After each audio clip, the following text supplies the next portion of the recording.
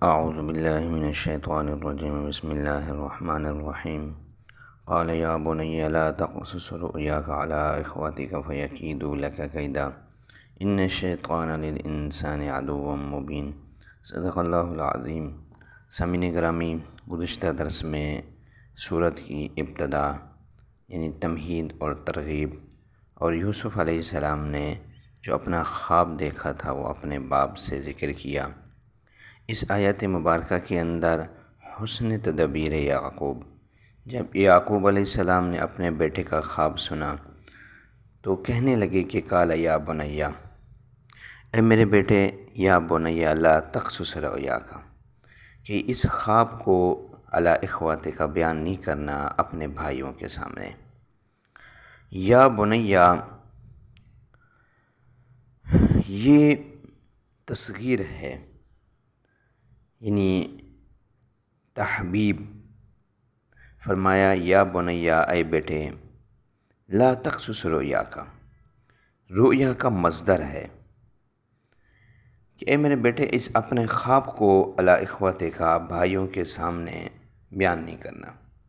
تو اس سے پتہ چلا کہ اس کے بھائی نبی نہیں تھے، کیونکہ نبی جو ہوتا ہے وہ تدبیر یعنی مخالفت یا برے کام نہیں کرتا۔ تو اس لیے کہا علی اخوتک، اپنے بھائیوں کے سامنے بیان نہیں کرنا اس خواب کو۔ فیکید لک کیدا، علت کیا ہے جو یعقوب علیہ السلام نے کہا؟ علت یہ ہے کہ فیکید لک کیدا، وہ تدبیر کریں گے تیرے لیے، کیدا خاص تدبیر۔ ان الشیطان للانسان، علت ہے یعنی تاکید کے طور پر کہ بے شک شیطان تمہارا دشمن ہے، عدو و مبین، یعنی واضح دشمن ہے تمہارا۔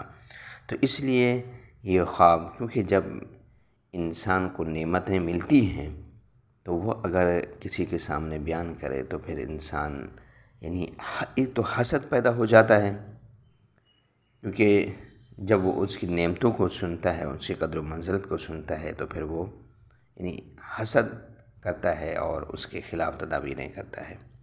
تو اس لیے یعقوب علیہ السلام نے کہا ہے یوسف علیہ السلام کو کہ اپنے اس خواب کو بھائیوں کے سامنے بیان نہیں کرنا۔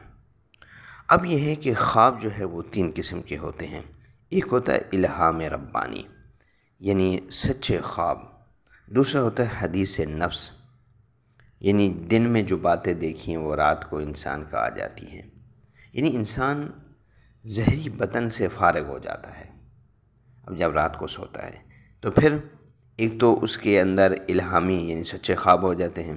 اس لیے کہا گیا ہے کہ خواب جو ہے وہ نبوت کا یعنی 40واں جز بنتا ہے، کیونکہ آپ صلی اللہ علیہ وسلم پر جب وحی نازل ہوئی تو آپ سے 6 مہینے پہلے خواب آنا شروع ہو گئے۔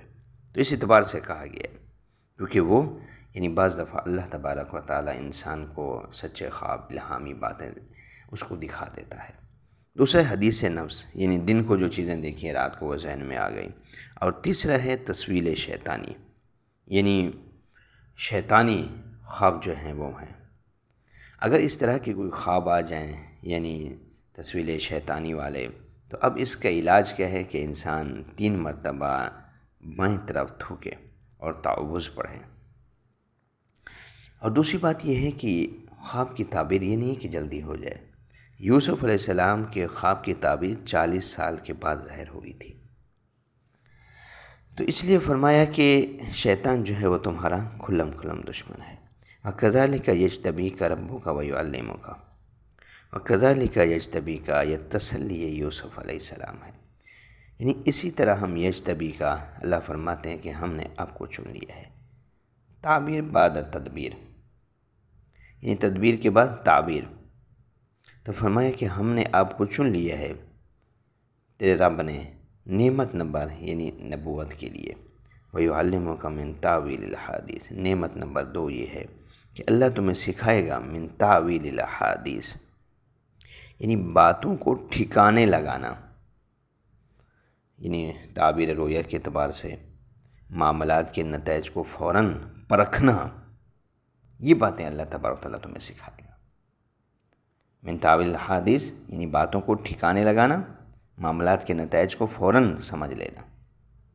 یتم نعمتہ علیکا، نعمت نمبر 3 یہ ہے کہ اللہ پورا کرے گا تیرے اوپر نعمت کو، یعنی نبوت کے ساتھ تمہیں بادشاہت بھی ملے گی، بادشاہت بھی تمہیں ملے گی اور نبوت بھی ملے گی۔ وعلی آل یعقوب، اور یعقوب علیہ کے خاندان پر، کما اتمہا، جس طرح اللہ نے کیا کیا ہے، نعمت کو پورا کیا تھا، علی ابویکا، تمہارے دادا پردادا پر۔ نفس اتمام نعمت میں تشبیہ دی گئی، من قبل ابراہیم و اسحاق، یعنی ابراہیم اور اسحاق پر، یعنی دادا پردادا پر جس طرح اللہ نے نعمتیں پوری کی تھی تو تمہارے اوپر بھی اس طرح نعمتیں پوری کریں گے۔ تو لہٰذا یہاں پہ صرف نفس نعمت میں، تمام نعمت میں تشبیہ دی گئی ہے۔ ان ربک علیم حکیم، بے شک تیرا رب جاننے والا بھی ہے، علت کیا ہے، اور حکمت والا بھی ہے۔ انشاءاللہ آگے مزید تشریح آتی رہے گی۔ وآخر دعوانا الحمدللہ رب العالمین۔